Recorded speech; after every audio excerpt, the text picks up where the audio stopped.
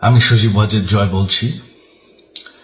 আপনারা জানেন এই গত কয়েক সপ্তাহ ধরে আমাদের বাংলাদেশের যে গন্ডগোল সংকট চলছে, এই যে ছাত্রদের কোটা বিরোধী আন্দোলন, কোটার বিরুদ্ধে আমরাও ছিলাম। শুরু থেকেই আমাদের সরকার কোটা সরিয়ে দিয়েছে, আমাদের সরকার তাদের সম্পূর্ণ দাবি মেনে নিয়েছে। এটা আদালতের একটা রায় ছিল, এটা আমাদের সরকারের করা ছিল না। তাও আমরা অ্যাপিল করে দ্রুত এই কোটা তুলে দেই।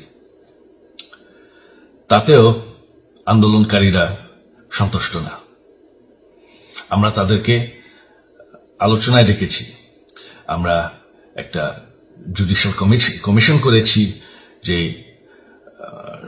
সংঘর্ষে যে হত্যাকাণ্ড হয়েছে সেটার বিচারের জন্য। অনেক পুলিশ